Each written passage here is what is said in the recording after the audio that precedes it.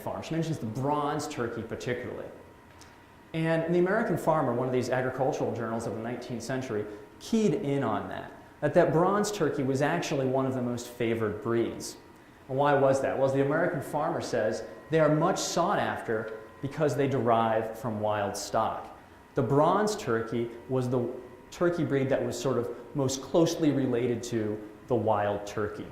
And because of that, generally had a bit of a healthier disposition. Generally, they were a little bit larger. Of all the breeds, they're always marked out as the largest. A full adult male weighed about 36 pounds, larger than any other breed's maximum weights. In fact, you really couldn't get a win at any of these turkey shows or poultry shows without having a 36-pounder if you were entering into the bronze turkey class. So they were pretty big birds, and one of the reasons they were so healthy is because they had a pretty strong genetic stock. They hadn't been sort of put into a pool, a sort of shallow genetic pool by too much inbreeding. They were sort of very diverse in their genetics, in their genes, and therefore were a pretty robust breed. They weren't too far away from the wild. Now what happened though, which is really interesting, and this is a really key part of the story about why it is we don't have much knowledge about farm women raising turkeys in the 19th century and how they interbred them frequently with wild turkeys, is because there's this amazing crash in turkey populations, both wild and domestic, in the late 19th century. This graph is in the millions. So the first time the US agricultural census ever counted turkeys was in 1890, and there were 11 million turkeys produced on American farms. It's a pretty good number, actually. 11 million, but by 1920, that had dipped down to about 3.5 million. An incredible crash. Everybody at the time blamed the crash on this lack of vitality and hardiness that came from a disease called blackhead. Blackhead attacked the liver in turkeys, and it was passed on pretty easily. Turkeys would defecate, and the virus would still be in the defecation, and then of course turkeys scratch for their food, right? And so oftentimes ingest the viruses that are in the ground, and so there was this cycling through of the turkey's body and the soil that this blackhead virus found to be pretty profitable for itself, but pretty detrimental to turkeys. And so turkey production dropped dramatically in the late 19th century. And as I'll show in a few moments, the rise of the turkey industry to get to where we are today takes place not by the hands of farm women, but in a totally different context. And part of that shift is why, I think, we don't really have farm women's knowledge of the 19th century that wild and domestic breeds were constantly intertwined, so much so that it's really kind of hard to separate them out. Now, what's interesting is that in the late 19th century, some people were saying, this is the Rhode Island experiment station. Rhode Island is one of the biggest turkey-producing states in the 1880s and 1890s. They were always the ones sending a turkey to the president. They said, the experiment station officer who worked for the US Department of Agriculture said that by introducing the original wild blood into the turkey stock of the state, much greater vigor and thrift would be secured. So what he was saying is that what we need to do is get that wild blood back in. We'd gotten too far away from it. In increasing the turkey population, people hadn't bred enough wild blood back into the domestic lines. People thought, hey, that's a great idea.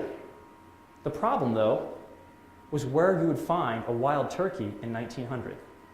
Because wild turkeys in 1900 were also dropping off the charts.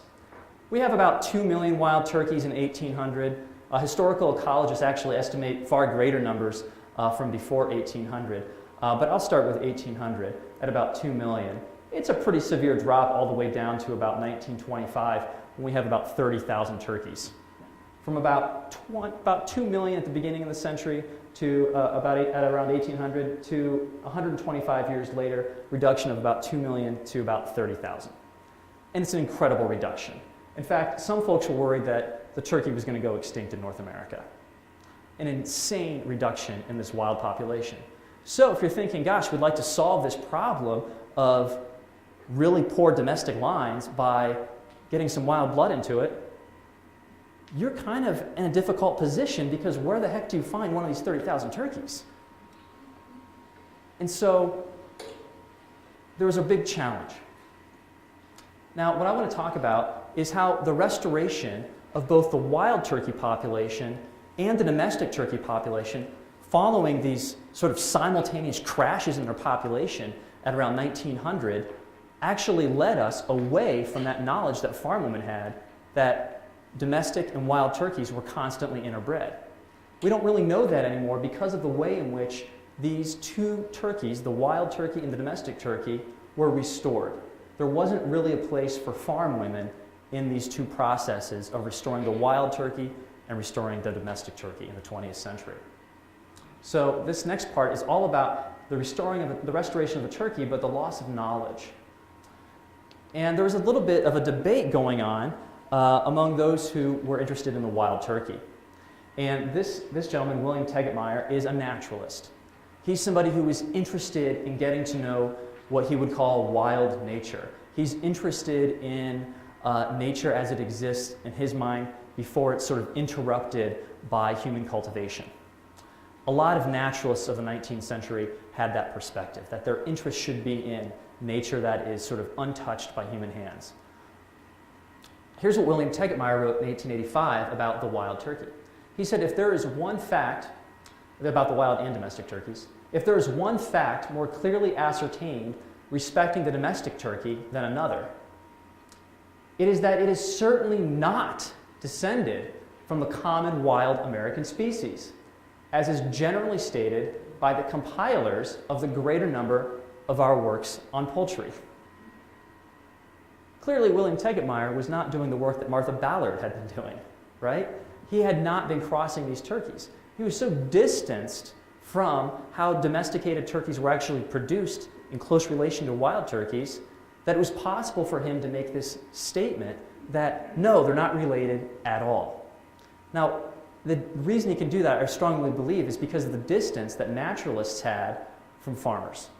That naturalists didn't see farmers as having critical environmental knowledge. Naturalists kind of worked in their own sort of circle of expertise and didn't reach out to farmers to learn about nature. Because the assumption was that what they knew about was farming, and farming wasn't the nature that naturalists should be interested in. Naturalists should be interested in wild nature. It assumes a great bifurcation between farming and the rest of nature, one that I think Martha Ballard's activities proves to be quite false. Now, some other naturalists wanted to correct Tegetmeier, or at least be a part of the conversation, and one of whom is John Dean Caton. John Caton was actually the Chief Justice of the state of Illinois, but in his retirement got very interested in natural history and wrote in the American Naturalist something that countered what Tegetmeier had been saying. It is simply a question of time, Caton wrote, in a very short time, when they, these are wild turkeys, lose all of their native wildness and become clothed in all the varied colors of the common domestic turkey, probably a bronze. In fact, be like our domestic turkey. Yes, be our domestic turkey. Now, the reason Caton could figure this out is because he was actually engaged in the process of breeding turkeys himself. And he got he got a wild flock. He had his big estate outside Chicago. And he wanted to know what it would be like to actually breed these things. He thought in breeding these turkeys, he could provide a population of wild turkeys that could then resuscitate the crashing population in Illinois at the time. And as he was breeding these turkeys, he found that their color started to change. And they started to look a lot like the common domestic turkey, the bronze turkey. And this is a revelation to him. He says, oh my gosh, the domestic and wild aren't different, as all naturalists have been saying. They're in fact the same species. The domestic is simply a descendant of the wild. So to him, that connection was obvious because he bothered to do this sort of experimental work. Other naturalists, though, who didn't do that experimental work, sort of paid little attention to Caton and paid greater attention to what naturalists had been saying for a very long time, which is that these two things were separate.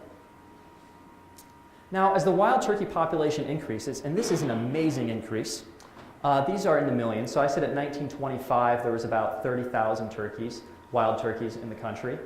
You can see there's a pretty amazing increase here. This is in fact regarded by a lot of wildlife biologists as one of the most successful projects of wildlife restoration in the 20th century, is that of the wild turkey. And it makes a lot of sense too, because as birds, they can reproduce quickly, and so you can have this sort of exponential growth. And also, too, there's an amazing sort of reforestation that happens in the United States throughout the 20th century, providing sort of habitat that wasn't there as trees were cut down rapidly at the end of the 19th century. But in the way in which this population curve increased,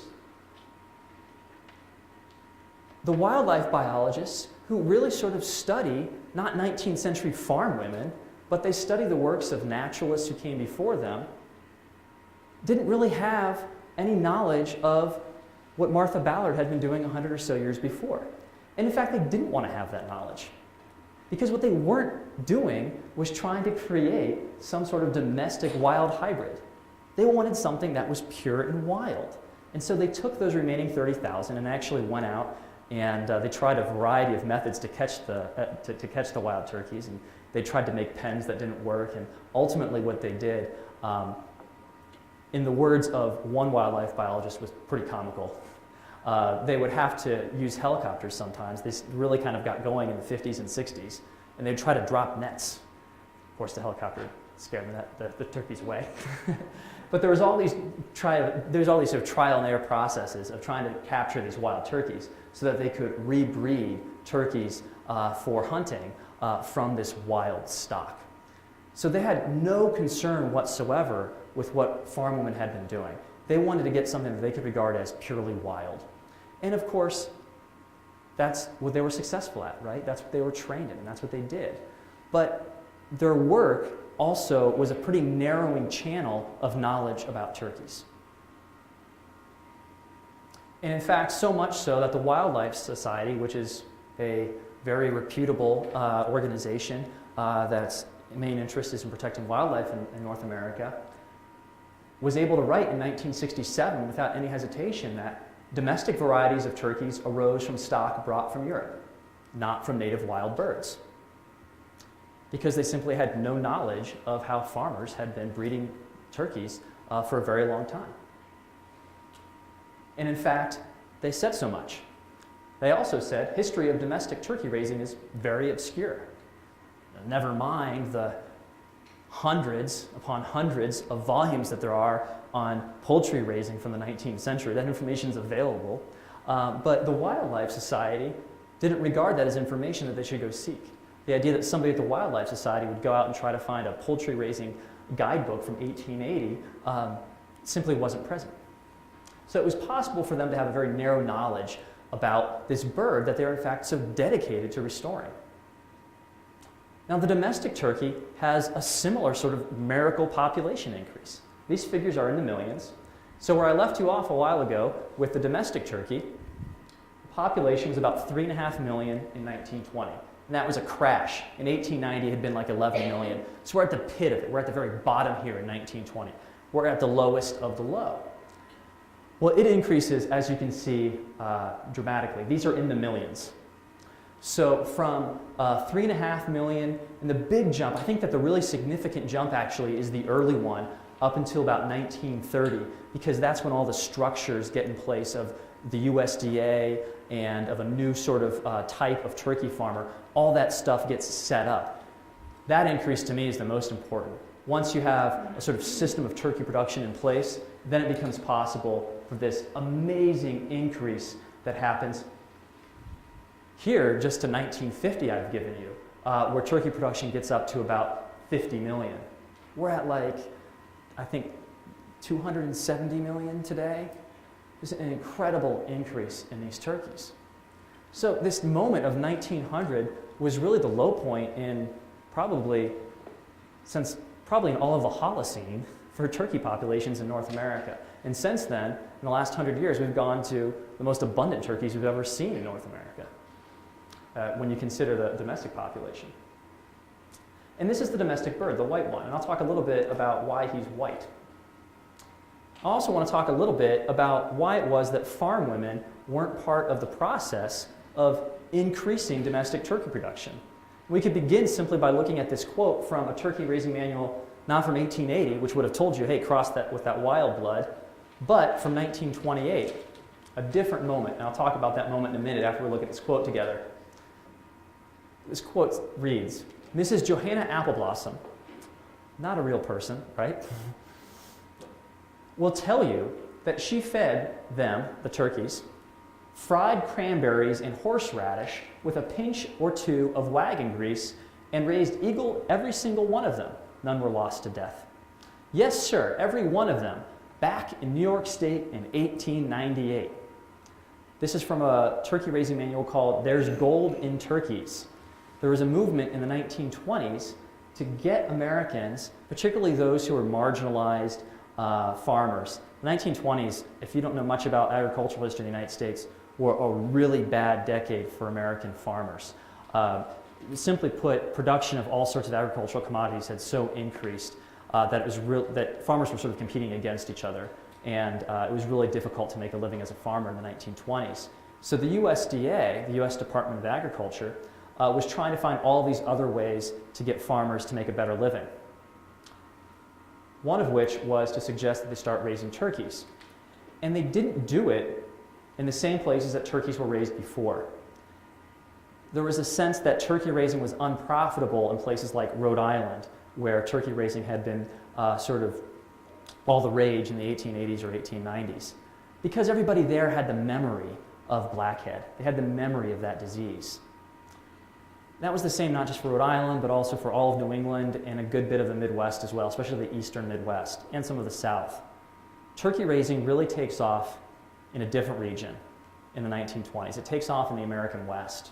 And in the American West, there's space, and there's also a very strong federal government.